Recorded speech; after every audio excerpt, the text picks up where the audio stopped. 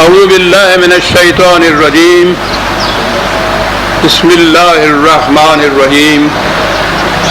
عزیزان من، آج جون 1984 کی 22 تاریخ ہے اور درس قرآن کریم کا آغاز سورہ النازعات کی آیت 27 سے ہو رہا ہے، 79/27۔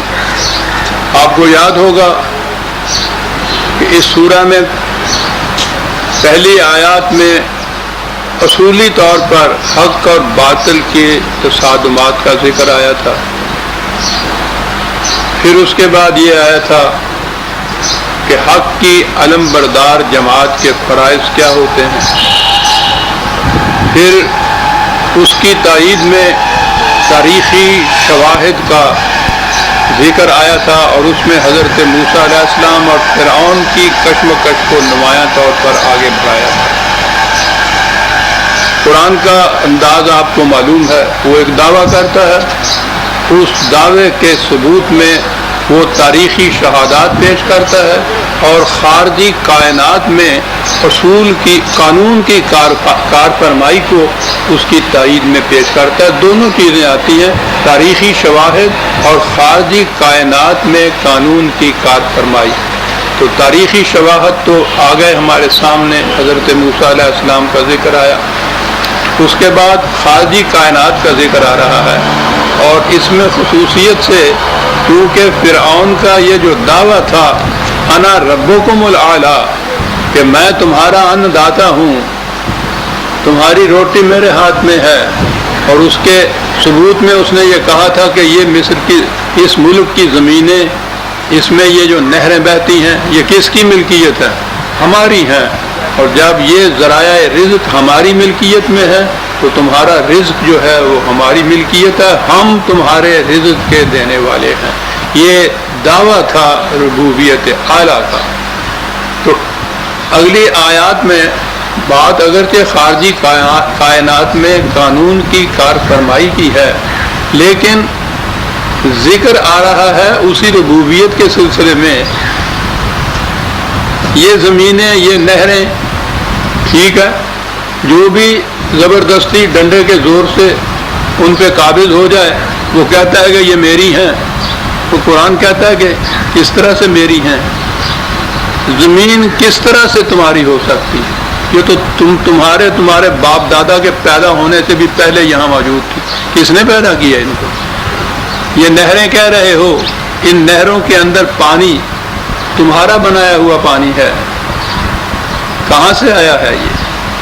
کس نے یہ پانی پیدا کیا؟ جس نے زمین پیدا کی، جس نے پانی پیدا کیا، جس نے یہ پہاڑ پیدا کیے، یہ سلسلہ آب رسانی پیدا کیا، یہ اس کی ملکیت ہو سکتا ہے۔ یاد رکھیے، جو کسی چیز کی تخلیق کرتا ہے وہ اس کا مالک ہونے کا دعویٰ کر سکتا ہے، تو تم کیسے یہ دعویٰ کر سکتے ہو؟ یعنی دونوں باتیں ضمناً آ گئیں، قانون کی کارفرمائی بھی اور اس کے اس دعوے کی تردید بھی کہ زمینوں کا اور نہروں کا اور پانیوں کا مالک میں ہوں، اس لیے میں تمہارا ان داتا ہوں۔ کہا انتم اشد خلقا ام السماء بناها رفع سمكها فسواها واغطش لیلها واخرج ضحاها۔ کہا سوچو تخلیق میں یہ زمین، حتیٰ کہ تم زمین پر بسنے والے بھی، اور اس کے مقابل میں یہ فضائی کرے جسے سما کہا جاتا ہے، یہ خارجی کائنات جس کی انتہائی کوئی نہیں ہے، غور کرو تو صحیح، ان کی تخلیق مشکل تھی یا تمہاری تخلیق مشکل تھی؟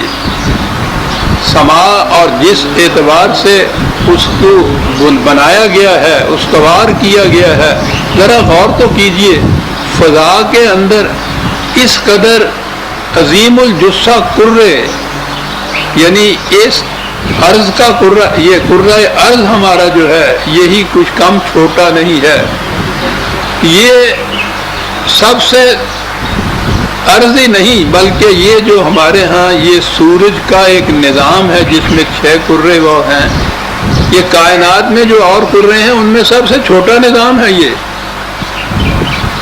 اور یہ نظام جو ہے کروں کے کائنات کے اندر ان کی تعداد بھی گنتی شمار میں نہیں آ سکتی، اور وہ تو عظیم الجثہ واقع ہوئے ہیں.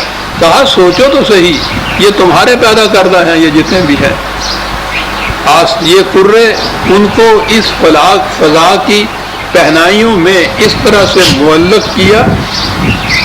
اور فسواہا، زمین کو ہی دیکھیے آپ، گول ہونے کے باوجود رہائش کے لیے ایسی ہے کہ ہمیں کبھی احساس ہی نہیں ہوتا کہ یہ گول ہے.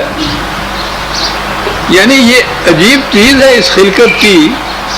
گول چیز کے اوپر چلتے چلتے کہیں تو کوئی ایسی جگہ آئے گی نا جہاں اس کی گلائی شروع ہو جائے گی. گلائی شروع ہوگی تو آپ دھڑم سے نیچے گر جائیں گے اس میں. اس کی گلائی کہیں شروع ہی نہیں ہوتی، گول ہے اور گلائی کا پتہ نہیں چلتا کہ کہاں شروع ہوئی. اسی لیے ذہن میں یہی تھا آج تک، جب تک یہ سائنس کی روح سے، مشاہدات کی روح سے نہیں دیکھا گیا کہ یہ اس قسم کا کرہ گول ہے، سمجھا یہ جاتا تھا کہ یہ چپٹی ہے. اور اگر ہمیں یہ سائنس کا انکشاف معلوم نہ ہو تو ہم بھی اسے چپٹی سمجھیں گے. حتیٰ کہ گلوب ٹراٹرز جو ہے کرۂ ارض، سارے کرۂ ارض کی سیاحت کرنے والے، ایک مقام سے چلتے ہیں پھر گھوم کے وہیں آ جاتے ہیں، انہیں بھی اس ساری سیاحت میں کہیں زمین کی گلائی نظر ہی نہیں آتی. چلتے جا رہے ہیں، چپٹی ہے. یعنی عجیب طرح کی یہ چیز ہے یہ خلقت جو ہے. کرے کے اعتبار سے تو اس کا گول ہونا ضروری ہے، رہنے کے اعتبار سے اس کا چپٹا ہونا، ہموار ہونا نہایت ضروری تھا. رفع سمکہ فسواہا، یہ سواہا کے معنی ہیں کہ پھر ان کا بیلنس پورا رکھا، ہموار کیا، ان کو توازن برقرار رکھا. اور ہموار کرنے کے معنی کے اندر جو یہ آتا ہے، یہ ہے جس سے یہ آبادی اس کے اندر ہو سکتی. پھر اس کی گردش کی یہ کیفیت ہے کہ اس کے اندر ایک تنوع اور ایک اختلاف ہے. تاریکی آتی ہے رات کی، وہ قرآن نے دوسرے مقام پہ کہا ہے، تاکہ اس میں تم دن بھر میں کام کاج قد و کاوش کے ساتھ جو تمہاری توانائیاں صرف ہو جاتی ہیں، رات کی نیند میں وہ پھر دوبارہ لوٹ آتی ہیں. صبح اٹھتے ہو تو پھر وہ توانائیاں تمہارے اندر ہوتی ہیں، ریفریشڈ ہوتے ہو، تر و تازہ ہوتے ہو، دوسرے دن کام کرنے کے قابل ہو جاتے ہو. اسی گردش لیل و نہار سے ہی یہ سب کچھ کیا. نہ وہ تاریکی کہیں باہر سے آتی ہے، نہ اس کے بعد وہ صبح کی روشنی کہیں باہر سے آتی ہے. اسی نظام کے اندر یہ سب چیزیں موجود ہیں. گول ہے، چپٹی ہے کہ تم اس پہ رہ سکتے ہو، ہموار ہے، توازن ہے باقی کروں کے ساتھ کے معلق ہونے کے باوجود کہیں لڑک نہیں جاتی. اور اس کے بعد اسی میں سے تاریکی پیدا ہوتی ہے، اسی میں سے روشنی پیدا ہوتی ہے. یہاں تک تو یہ ایک چیز قرآن کی جو ہم دیکھ سکتے ہیں وہ آئی. اس کے بعد ایک آیت اور اس کا ایک لفظ ہے. عزیزان ایمان، یوں تو قرآن کریم کا ہر گوشہ، ہر ذرہ اعجاز ہے، معجزہ ہے، وحی ہے، خدا کی تخلیق ہے. شہد کا ہر قطرہ شہد ہوتا ہے، اس میں تو فرق ہی نہیں کیا جا سکتا. لیکن بعض مقامات قرآن میں ایسے آتے ہیں کہ وہاں جو حقیقت قرآن نے بیان کی ہے وہ ابھر کر کہہ دیتی ہے کہ جا اعجاز، یہ ہے اعجاز. وہ اعجاز جو ہے قرآن کا، ہم لوگ تو کیسے جانیں اس چیز کو. یورپ کے سائنٹسٹ اس مقام پہ پہنچتے ہیں تو بلا تامل پکار اٹھتے ہیں کہ ہم نے جب اس حقیقت پہ غور کیا تو ہم اس نتیجے پہ پہنچے کہ یہ انسان کا کلام نہیں ہو سکتا.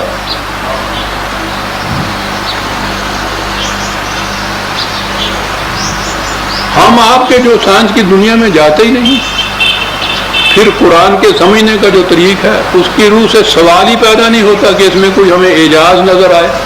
اس میں تو الجھنیں نظر آتی ہیں ہمیں. وہ لوگ ہیں جنہیں وہ مسلمان نہیں ہیں، قرآن کے ساتھ ان کو وہ عقیدت نہیں دلبستگی نہیں جو ہمیں ہونی چاہیے یا ہے وہ ہر حال. خارجی طور پہ آزادانہ انڈیپینڈنٹلی کوئی تحقیق کرتے ہیں. تحقیق کرنے کے بعد وہ اس نتیجے پہ پہنچتے ہیں، اعتراف کرتے ہیں، اعلان کرتے ہیں اس بات کا. اپنے ہاں کے جو سائنٹسٹ دوسرے ہیں ان کو پکارتے ہیں اور ان سے کہتے ہیں او بابا خدا کے لیے اس پہ غور کرو. 1400 سال پیشتر کسی انسان کا ذہن یہ کہہ سکتا تھا. تو اگر کسی انسان کا ذہن نہیں کہتا تھا تو پھر آگے بات یہی ہے نا کہ یہ کوئی ماورائے انسانیت اس کا سرچشمہ ہے اس علم کا. انسان کی تخلیق نہیں ہو سکتا وہ کہتے ہیں.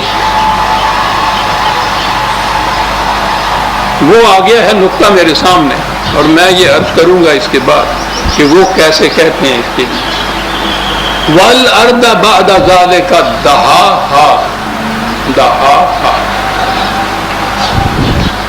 یہ ارض، یہ کرے، یہ کس طرح سے وجود میں آئے، کیسے بنے، کس طرح سے یہ اتنی تیزی سے گردش کر رہے ہیں. ہمارے تو فلک کے ذہن میں بھی نہیں آ سکتا. محاورے کے طور پہ میں کر رہا ہوں. یہاں سے لے کے 1400 سال تک آپ کے یہاں جتنے مفسر ہیں وہ اس کو کیا سمجھ سکتے تھے کہ یہ کیسے ہو گیا. قرآن کا ایک لفظ ہے دہا. پہلے تو یہ چیز، یہ جو ہے ارض و سما کی تخلیق یا یہ کرے کس طرح سے وجود میں آ گئے. دو مقام ہیں جن کو اکٹھا، بلکہ 3 ہیں. ایک تو سورہ دخان کے میں ابھی عرض کروں گا.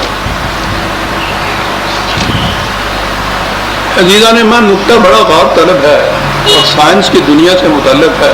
قرآن کا اعجاز میں نے عرض کیا ہے کہ ابھی میں آپ کے سامنے پیش کروں گا یہ بات کہ مغرب کا، یورپ کا ایک سائنسدان جو مسلمان نہیں، وہ ان 2 آیتوں پر غور کرنے کے بعد کس نتیجے پہ پہنچا ہے جن آیتوں میں ہمیں، ہمارے مفسرین کو، ہمارے مترجمین کو کوئی بات نرالی نظر ہی نہیں آتی. اس لیے کہ اس کا نہ ترجمہ صحیح ہوا نہ اس کی تفسیر ان کے سامنے. یہ کیسے ہوا؟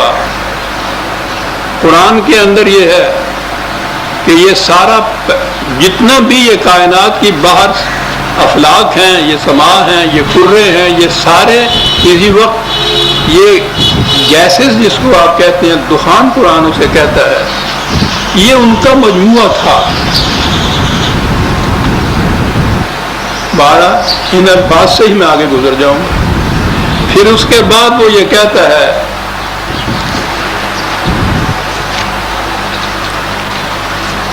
(21/30)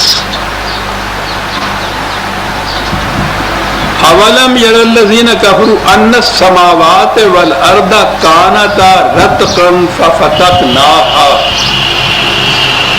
یہ ہیں 2 لفظ قرآن کے، کانتا رتقا ففتقناہا، اور اسی کے ساتھ تیسرا لفظ دہاہا ہے. دہین دہا کہتے ہیں. یہ گوپیا آپ نے کبھی دیکھا ہے؟ یہ وہ بچوں کا وہ تو کھیل کھیلتے ہیں، باغبان بھی ہوتے ہیں. گوپیا تو کسی زمانے میں بہت بڑا لڑائی کا اسلحہ بھی ہوتا تھا. وہ جھلاتے ہیں، اس کے اندر پتھر رکھا ہوا ہوتا ہے اور اس کو گھماتے ہیں. گھمانے کے بعد تیزی سے پھر ایک جگہ اس کو چھوڑتے ہیں. جو پتھر جس طرح سے نکل کے جاتا ہے نا اس کے اندر سے، وہ تیز سیدھا بھی جا رہا ہوتا ہے، وہ گردش بھی کر رہا ہوتا ہے.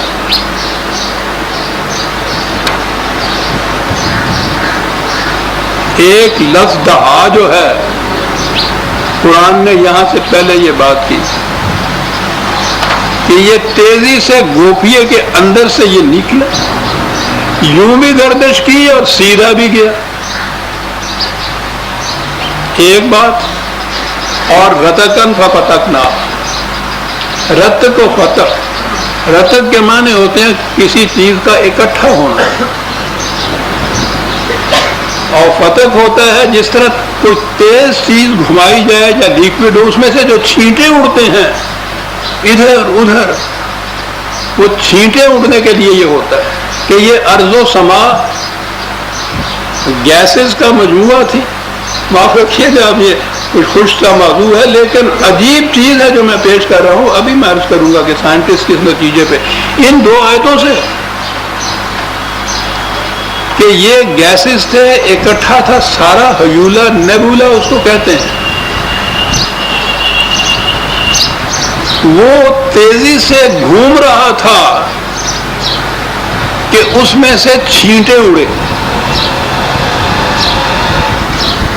یہ جو مختلف قرے اس خلا کے اندر نظر آتے ہیں یا نظر نہیں آتے تو علم میں بھی ہیں، یہ سارے چھینٹے اڑے.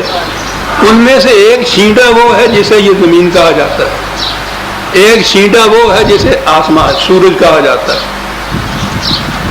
یہ چھینٹے اڑے تھے اور اڑے تھے ایسے جیسے گوپیے میں سے پتھر نکلتا ہے. دونوں گردشیں اس کے اندر ہوتی ہیں. الفاظ عربی زبان کے انتخاب قرآن کریم کا، اور آگے میں عرض کروں گا کہ سائنس کی تحقیق.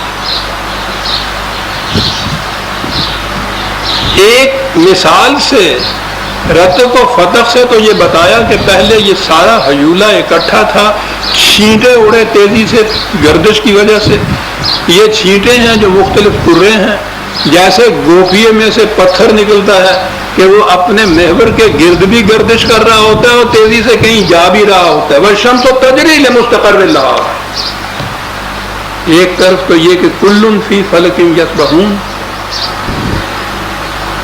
سورہ یاسین میں، یہ سب اپنے اپنے مدار کے اندر یہ جو گردش فلکی گردش کہتے ہیں نا، ایسے گردش جسے کہتے ہیں، یہ بھی ہے.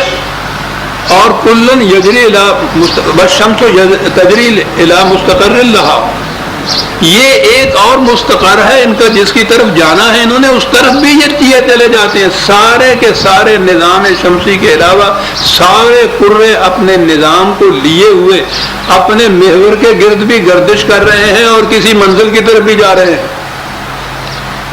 ایک لفظ گوپیے کی تشبیہ سے قرآن نے کیا چیز کہہ دی کہ اپنے محور کے گرد بھی گردش کر رہے ہیں اور تیزی سے کسی سیدھا بھی جا رہے ہیں. کلن فی فلک یسبحون سورہ یاسین میں یہ دونوں آتی ہیں. یہ میں اگر ہے تو میں عرض کر دیتا ہوں. ہاں 36/38 اور 40.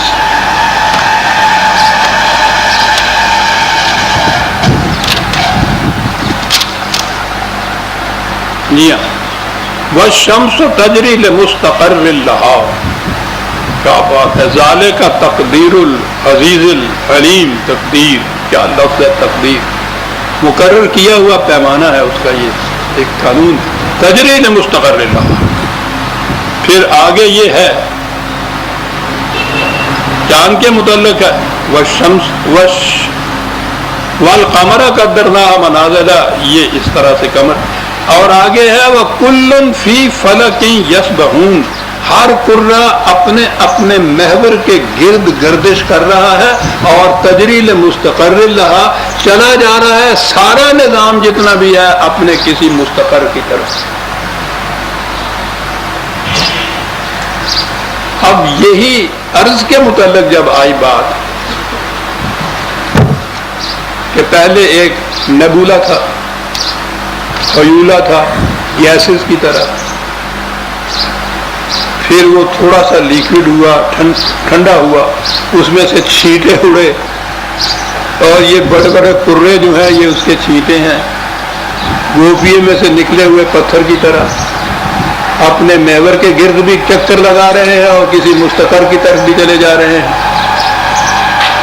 یہ تھی قرآن کی یہ آیات.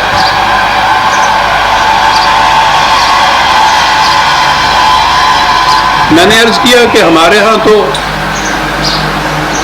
بہرحال یہ ان کا فہم کا قصور بھی نہیں تھا، کیونکہ قرآن نے کہا ہے کہ یہ کائنات کے حقائق اور قوانین کے اوپر جو پردے پڑے ہوئے ہیں، جو یہ پردے اٹھتے چلے جائیں گے ہر حقیقت بے نقاب ہو کے سامنے آتی جائے گی. تو علم انسانی جو اوپر اٹھتا چلا جائے گا وہ ان پردوں میں سے کسی پردے کو اٹھائے گا اور پردہ اٹھے گا تو اس کے پیچھے سے ایک قرآن کے دعوے کے ثبوت میں ایک تائید مل جائے گی. وہ یہ کہتا ہے. تو ان کے دور میں جو ہمارے ہاں کے یہ اسلاف گزرے ہیں, ان کے دور میں ابھی یہ پردے اٹھے نہیں تھے. انسانی علم کی سطح بڑی ابھی پست تھی, اونچی بلند ہوئی نہیں تھی. تو ٹھیک ہے, اپنے دور سے متاثر ہو کے یا جہاں تک علم انسانی اس زمانے میں تھا, انہوں نے اتنی سی بات ہی سمجھی اور وہ انہوں نے لکھ دی. تو یہ ایسی بات نہیں جس میں ہم یہ کہیں کہ صاحب وہ تو بالکل بیوقوف تھے, معاذ اللہ جاہل تھے, ان کو پتہ ہی نہیں تھا. ہماری کیا کاریگری ہے کہ ہمارے دور میں علم انسانی اتنا اونچا آ گیا ہے, اور ہمارے بعد آنے والے ہمیں وہی کوئی سمجھیں گے جو آج ہم اپنے اسلاف کو سمجھ رہے ہیں. پتہ نہیں علم انسانی نے اور کیا کیا چیزیں بے نقاب کرنی. جہاں آ کے ہم مار کھا گئے ہیں وہ یہ کہ اگر یہ حضرات یہ کہتے کہ یہ ہم ایسا سمجھے ہیں, تو بعد میں آنے والا جب کوئی نئی حقیقت سامنے آتی تو وہ یہ کہتا کہ نہیں صاحب آپ نے صحیح نہیں سمجھا, بات یہ تھی جو اب ظاہر ہوئی ہے. تو کچھ مشکل نہیں. وہاں کیا یہ جو سازش ہمارے ساتھ ہوئی, کہ ہر ایسی بات جو خود لکھی, کہا کہ رسول اللہ نے یہ فرمایا صلی اللہ علیہ وسلم. روایت میں یہ ہے, حدیث میں یہ ہے, حضور نے یہ فرمایا. اب جب یہ کہا جائے کہ حضور نے یہ فرما دیا, تو کون جرت کرے گا قیامت تک یہ کہنے کی کہ نہیں صاحب یہ تو صحیح نہیں. یہ ہے وہ چیز. اب اس میں ایک ہی چیز ہے کہ جب کوئی حقیقت بے نقاب ہو تو وہاں یہ جرت سے کہا جائے کہ یہ رسول اللہ صلی اللہ علیہ وسلم کا فرمودہ نہیں ہے جو آپ کہہ رہے ہیں, یہ وضعی حدیث ہے, بنائی ہوئی چیز ہے. تو وہ تو پھر گنجائش نکل آتی ہے مزید تدبر کی, تفکر کی, غور و فکر کی, ان سے اختلاف کرنے کی. لیکن اگر کہا جائے کہ نہیں صاحب یہ تو ہے ہی رسول اللہ, اگر یہ کہتے ہو کہ یہ نہیں ہے تو منکر حدیث, خارج اسلام, کفر کے فتوے, مرتد, یعنی وہ چیز حقیقت کے خلاف ہے, واقعہ کے خلاف ہے, مشاہدہ کے خلاف ہے. یہ چیز کہ زمین ساکن ہے. اب علم, حقیقت, مشاہدہ, تجربہ ہر چیز کے خلاف ہے. لیکن نہیں صاحب رسول اللہ نے فرما دیا.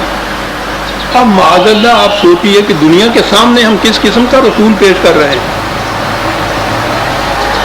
یہ وجہ ہے نا کہ آج بھی مدینہ یونیورسٹی کا چانسلر بعد یہ کہہ رہا ہے کہ جو شخص یہ کہتا ہے کہ زمین گھومتی ہے وہ خارج اسلام ہے, اس کے اوپر ارتداد کا فتویٰ لگے گا. مرتد قرار دے رہا ہے وہ شخص.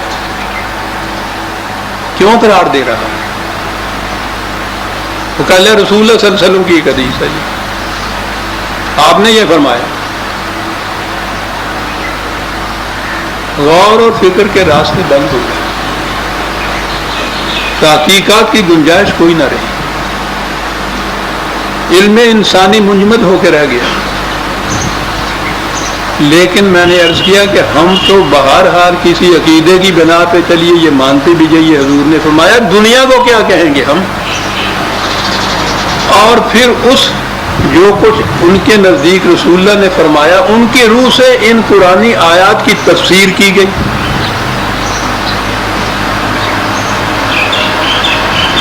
یہ جو تفاسیر ہیں یہ یا اسی دور کا جو علم انسانی تھا وہاں تک مقید ہے, یا جو رسول اللہ صلی اللہ علیہ وسلم کی احادیث پیش کر دی ان سے محدود ہو کے رہ گئی.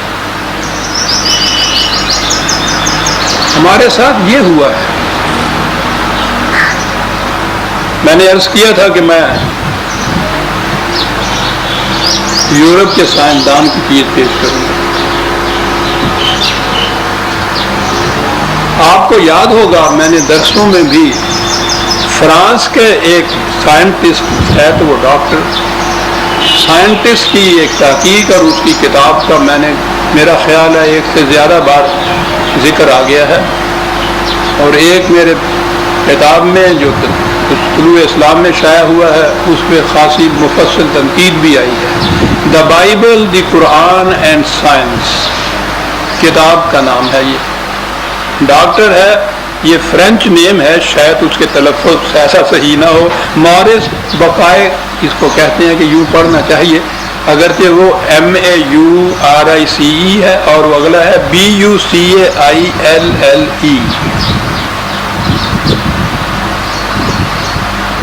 The Bible the Quran and science, پہلے بھی آ چکا ہے تذکرہ، لیکن اب چونکہ ان آیات کے حوالے سے بات آئے گی تو میں پھر یہ عرض کر دوں، اس شخص نے، یہ عیسائی ہے، بائبل کا مطالعہ کیا، کائنات کے متعلق بائبل میں جو کچھ آیا ہے صرف اس حصے کا،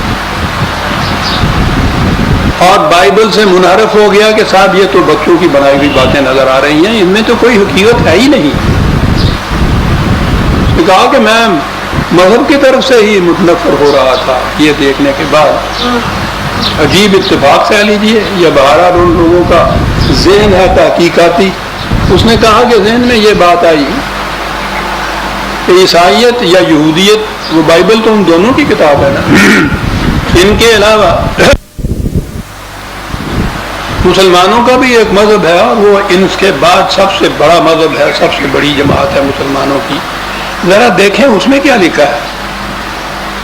اس بنا پہ وہ قرآن کی طرف آ گیا۔ اس کی بھی خوش بختی، ہماری خوش قسمتی کہ وہ بعد میں روایات پہ آیا، پہلے قرآن پہ آ گیا۔ اب یہ دیکھیے، یہ جو محقق ہے اس کا انداز کیا ہوتا ہے تحقیق کا۔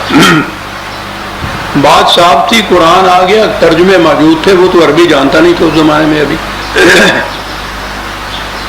کوئی ترجمہ لیتا، اس میں ان آیتوں کے ترجمے دیکھ کے وہ کہتا کہ صاحب جو کوئی بائبل کہہ رہی ہے وہی کچھ قرآن کہہ رہا ہے۔ ہمارے یہاں کے تراجم و تفاسیر کے اندر اتنا بڑا حصہ تو خود وہی اسرائیلیات ہے، وہیں سے لی ہوئی ہیں، اور ان کے ترجمے، ان کی تفسیریں دیکھی تو وہی ہیں۔ لیکن اندازہ لگائیے ایک ریسرچ اسکالر کا، آپ کو یاد ہے کہ میں بار بار جو کہا کرتا ہوں کہ میں نے قرآن کو کیسے سمجھا، اور وہ قرآن ہی نے بات سمجھائی کہ ایک تو یہ لو کہ زمانہ نزول قرآن میں ان الفاظ قرآنی کا جو مفہوم عرب سمجھتے تھے، پہلے تو وہ مفہوم متعین کرو۔ اس 1400 سال میں عربی زبان میں بڑا فرق آ گیا ہوا ہے، اور یہ ماڈرن عربک جو ہے وہ تو بولتے ہیں، سمجھ میں ہی نہیں آتا کہ وہ کیا کہہ رہے ہیں، لیکن بہرحال زبان میں اتنا فرق آ جاتا ہے۔ تو وہ جو قرآن بار بار کہتا ہے کہ یہ اس زبان میں ہے جو اس زمانے کا عرب بولتا تھا، تو یہ تو معلوم کرنا ضروری ہو گیا نا کہ ان مفردات قرآنی کے معنی اس زمانے کے عرب کیا لیتے تھے۔ میں نے ابتدا پھر اپنے فہم قرآن سے لی ہے کہ یہ ڈپارچر ہے، وہ اس طریقے سے جو چلا آ رہا تھا اس سے الگ راستہ تھا ایک، جس کی وجہ سے کفر کے فتوے لگے، ارتداد بھی ہو گیا، اور پتہ نہیں کیا کیا چیزیں من۔ پہلی چیز یہ ہے کہ اس زمانے میں اس زبان قرآن کی اس زبان کا مفہوم عرب کیا لیتا تھا، کیونکہ انہوں نے کسی لفظ کے متعلق بھی وہاں نہیں پوچھا تھا کہ صاحب اس کے معنی کیا ہیں، اس کی سند لائیے، ان کی زبان تھی، وہ سمجھتے تھے۔ پہلی چیز یہ تھی۔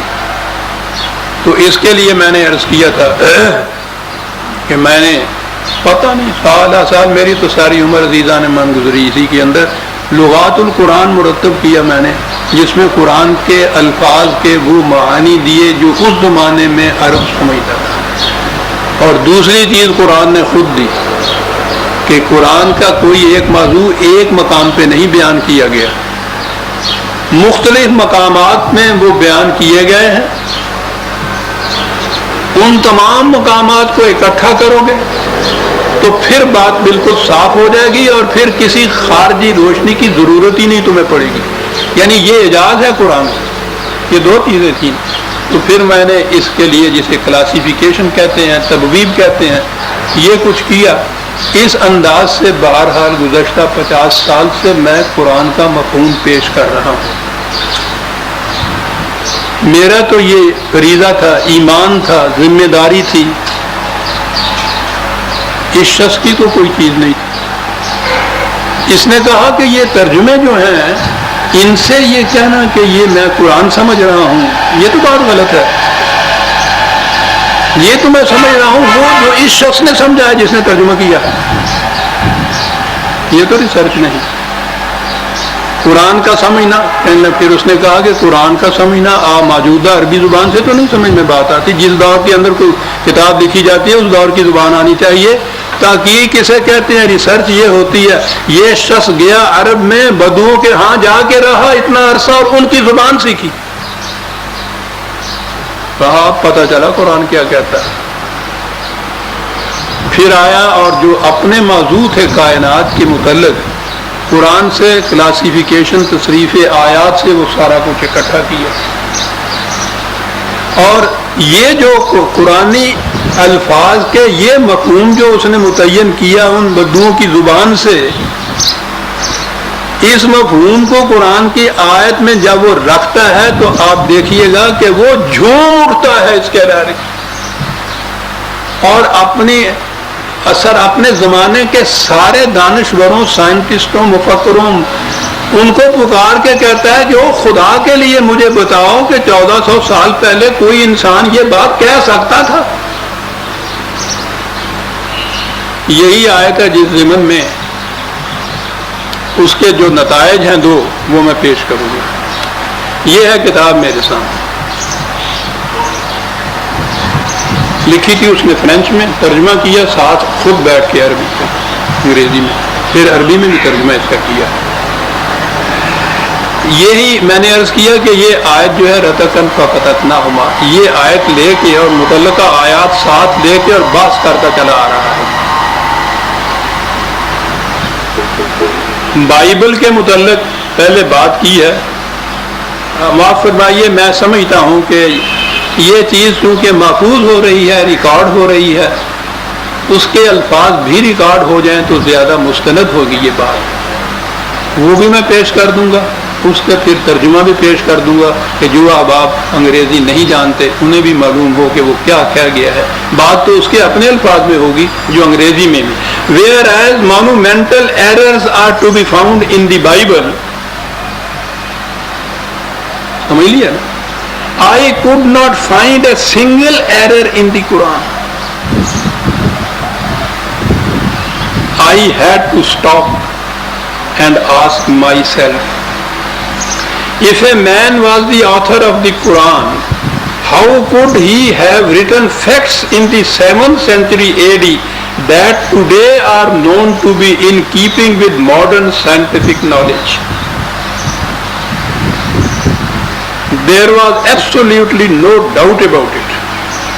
The text of the Quran we have today is most definitely a text of the period, if I may be allowed to put it in these terms. What human explanation can there be for this observation? In my opinion, there is no explanation.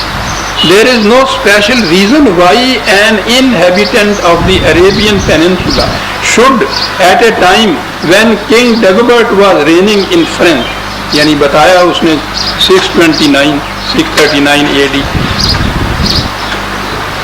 have had scientific knowledge on certain subjects that was 10 centuries ahead of our own.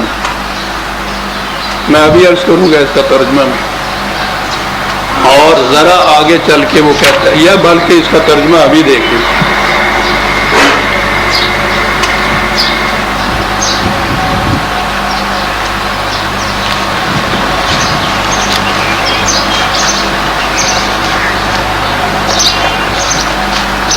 وہ کہتا ہے کہ ان موضوعات کے متعلق جہاں Bible میں بے شمار غلطیاں پائی جاتی ہیں، قرآن میں مجھے اس قسم کی کوئی ایک غلطی بھی نہیں ملی۔ ایسے مقامات پر کھڑے ہو کر مجھے سوچنا اور اپنے آپ سے یہ سوال کرنا پڑا کہ اگر قرآن کا مصنف کوئی انسان تھا تو اس کے لیے کیسے ممکن تھا کہ وہ سائنس کے ان حقائق کو 7ویں صدی عیسوی میں پیش کر سکتا جن کا انکشاف اس دور میں آ کر ہوا ہے۔ جو قرآن آج ہمارے ہاتھ میں ہے وہ بلا شک و شبہ وہی ہے جسے پیغمبر اسلام صلی اللہ علیہ وسلم نے دنیا کو دیا تھا، لہذا اس میں بعد کے کسی رد و بدل، اضافہ یا آمیزش کا سوال پیدا نہیں ہوتا۔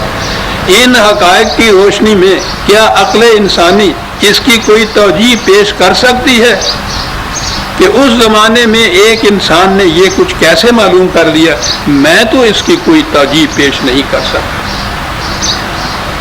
اور اس سے ذرا آگے چل کے وہ کہتا ہے، یہ تھا اس کتاب کا پیج ہے 120 اور اس کے بعد ہے اس کا پیج 125 میں بھی ہے۔ How could a man from being illiterate become the most important author in terms of literary merit in the whole of Arabic literature? How could he then pronounce truths of a scientific nature that no other human being could possibly have developed at the time? And all this without once making the slightest error in his pronouncements on the subject. The ideas in this study are developed from a purely scientific point of view. They lead to the conclusion that it is inconceivable for a human being living in the 7th century AD to have made statements in the Quran on a great variety of subjects that do not belong to his period, and for them to be in keeping with what was to be known only centuries later. For me, there can be no human explanation to the Quran. وہ کہتا ہے کہ جو کچھ میں نے تحقیق کیا ہے وہ لامحالہ انسان کو اس نتیجے پر پہنچاتا ہے کہ یہ بات ناقابل تصور ہے کہ 7ویں صدی عیسوی کا ایک انسان متنوع حقائق کائنات کے متعلق جو اس زمانے میں انسانوں کے سامنے آئے ہی نہیں تھے، ایسی باتیں کہہ دے جو 1400 سال کے بعد جا کر بے نقاب ہوئی ہیں۔ بنابری میں تو قرآن کے متعلق یہ تصور بھی نہیں کر سکتا کہ یہ انسانی فکر کی تخلیق ہو سکتا ہے۔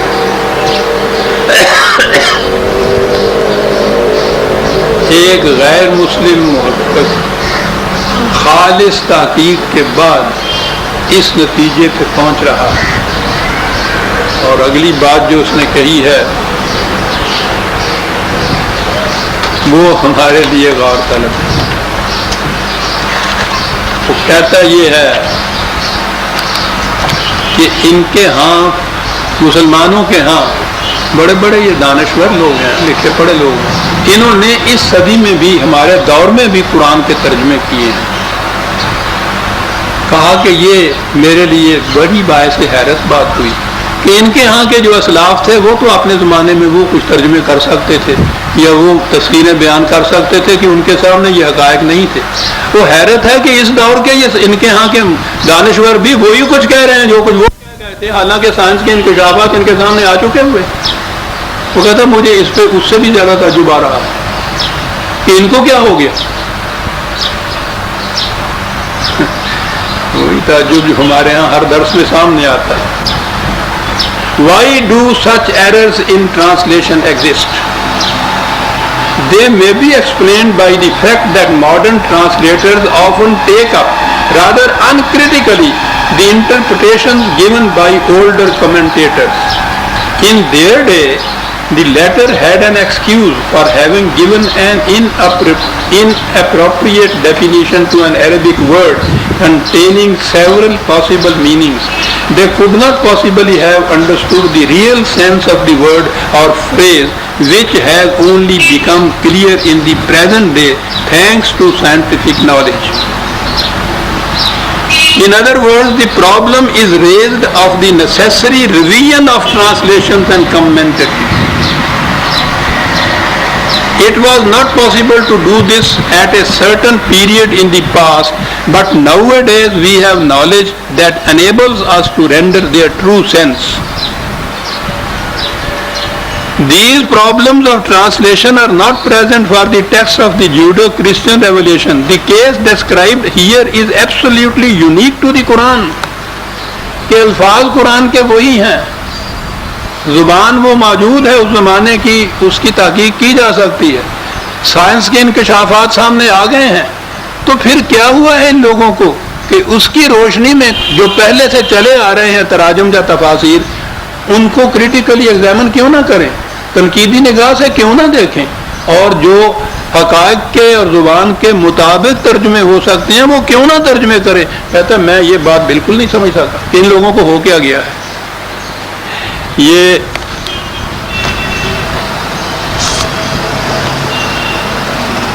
یہ کچھ عزیزان من غیر مسلم محقق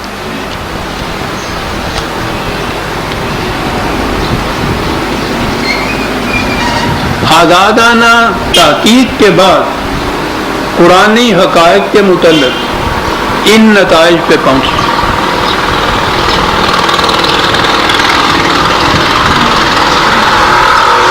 کتنی بڑی شہادت ہے قرآن کے من جانب اللہ یا وحی ہونے کی، کہ جو تحقیق کی کسوٹی کے اوپر پوری اتر رہی ہے، اور کتنی بڑی بد نصیبی ہے اس قوم کی کہ اس کے باوجود وہ اس کے راستے میں روک بن کے کھڑی ہے۔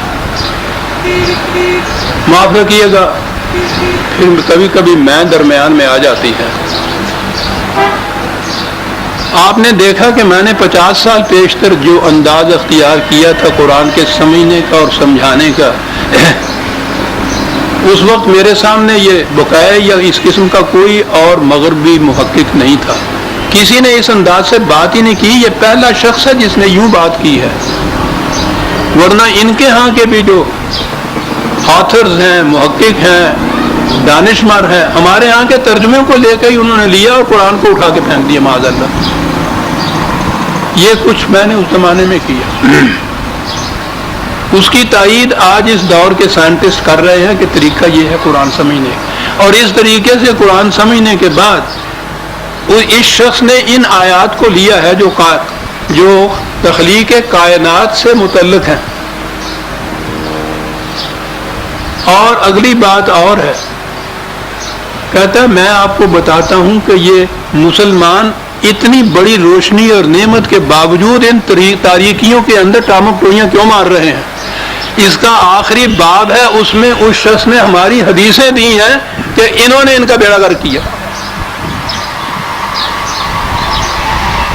یعنی وضعی روایات۔ معاذ اللہ، یہ نہیں کہ رسول اللہ صلی اللہ علیہ وسلم کی کوئی حدیث، وہ تو سوال ہی نہیں پیدا ہوتا۔ وضعی روایات، اور وہ کرتا یہ ہے کہ یہ وضعی روایات دیتا ہے اور بائبل کے بیانات دیتا ہے، کہنے لگا دیکھ لیجئے دونوں ایک ہی ہیں۔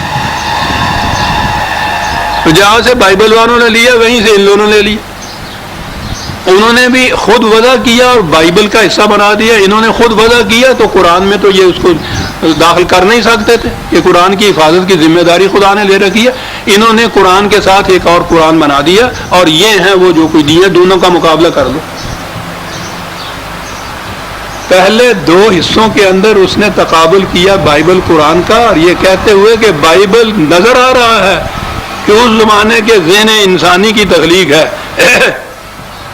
قدم قدم پہ غلطیاں، فاش غلطیاں، سائنس کے خلاف، تحقیق کے خلاف، اور اس کے مقابلے میں قرآن جو ہے اس دور کا عین علم اور حکمت اور تحقیق کی کسوٹی پہ پورا اترنے والا۔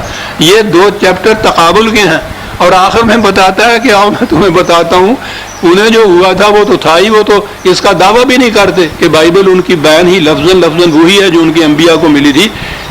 ان کو کیا ہوا؟ کہنے لگے کہ ان کو یہ ہوا، یہ لیکھیے، اور وہ روایات لاتا ہے، بائبل کے بیان لاتا ہے، کہنے لگے یہ دونوں ایک سطح پہ کھڑے ہیں، اور یہ مذہب کی سطح ہے، یہ دین کی نہیں ہے۔ ایک غیر مسلم محقق اس نتیجے پہ پہنچ رہا ہے، لیکن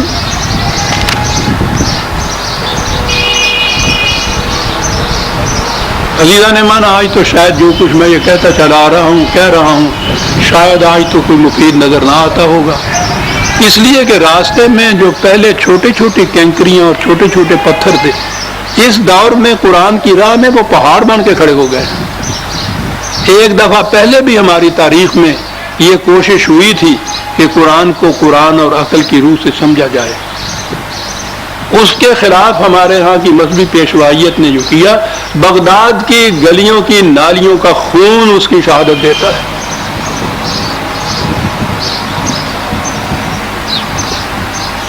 ان کی کتابوں کی جو تحقیق کے بعد انہوں نے قرآنی حقائق کے اوپر لکھی تھی، کہیں کہیں ان کی کتابوں میں کچھ گالیاں دے کے نام تو نظر آتا ہے، کوئی ورق کہیں نہیں ملتا۔ اتنا پیچھے دھکیلا اس کے بعد کہ 1000 برس میں پھر اس قسم کی کوئی کوشش ہوئی نہیں. ہوئی اگر ہوگی انفرادی طور پر تو وہ پھر ان کی وجہ سے آگے نہیں آئی ہوگی، چھپی چھپائی رہی ہوگی، لیکن تاریخ کے صفحات پہ کچھ نہیں ہمیں مل رہا. اتنی بڑی روک ہے قرآن کے راستے کے اندر ان کی. یہی چیز آج ہے. مجھے کہنے دیجئے جرات کے ساتھ، اللہ تعالیٰ تحدیث نعمت اسے کہتے ہیں، خدا کے فضل و کرم کا ذکر کرتا ہوں. جو کچھ میں نے بھی یہ محنت کی ہے قرآن پہ، کوئی وحی نہیں آئی، کوئی الہام نہیں ہوا، قرآن کے بتائے ہوئے طریقے سے قرآن کو سمجھا. اگر اس کے راستے میں یہ رکاوٹ نہ بنتے تو آج کم از کم پاکستان کے اندر قرآن کی حکومت قائم ہو گئی ہوتی.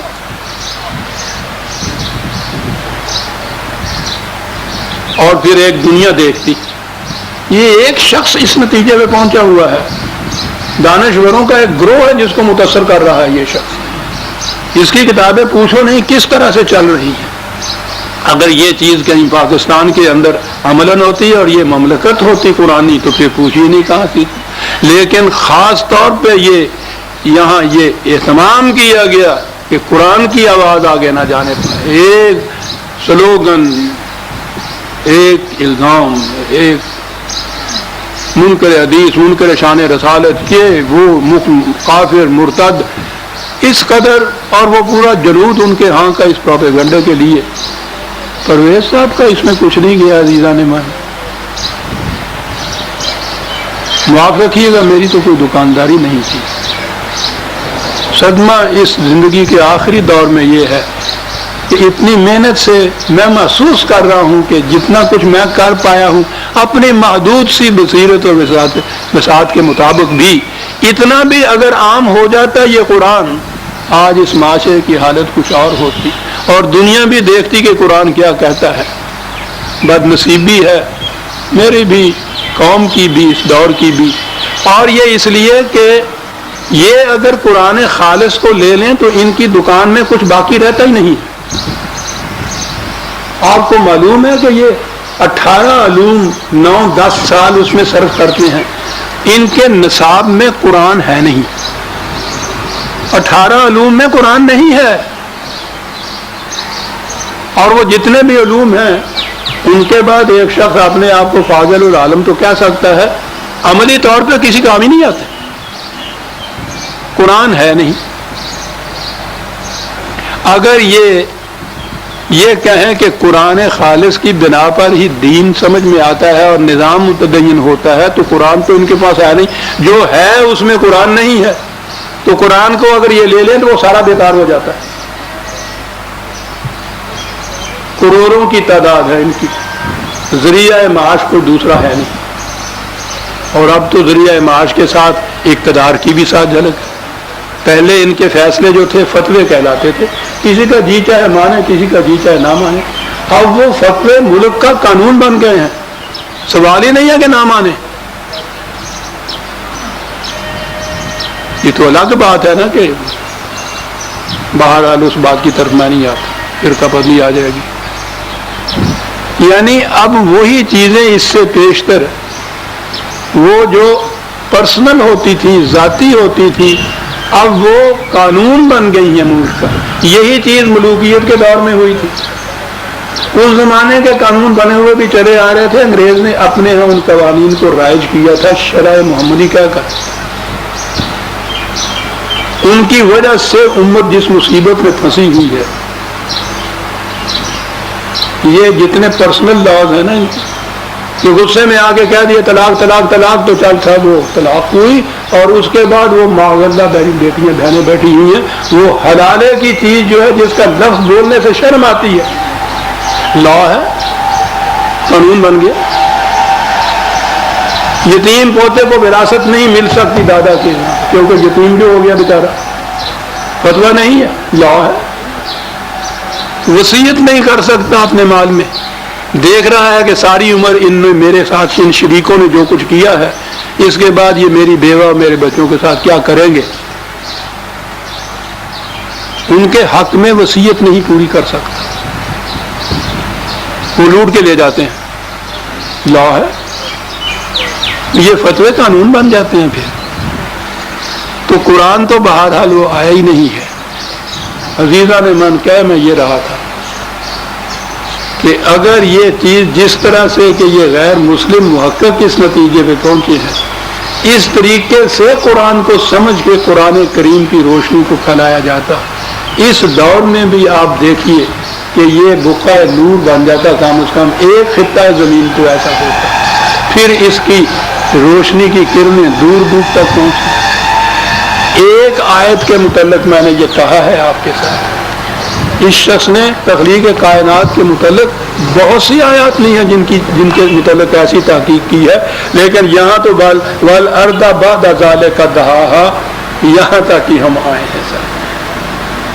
یہ بڑی ضروری چیز سی، آپ سمجھ لیجئے، دہاها کا ایک لفظ ہے جس سے یوں ہی آگے گزر جاتے ہیں، تب کیا ہے رتقن فتقن کا ترجمہ یوں ہی ہے کہ منہ بند تھا منہ کھول دیا، یہ ترجمے ہو جاتے ہیں۔ یہ ہیں وہ آیات قرآنی، اور یوں سمجھے ہیں یہ لوگ کہ جو آزادانہ علمی تحقیق کی روح سے ان کے مفہوم کو سمجھ تک پہنچے ہیں۔ وقت ہو گیا، ہم نے یہ آیت 30 تک دے دیا، 31ویں آیت سے آئندہ لیں گے۔ ربنا تقبل منا انک انت السمیع العلیم۔ محمد بہاوی کی کتاب تو بلوغ القرآن جو کافی عرصے سے آؤٹ آف پرنٹ تھی،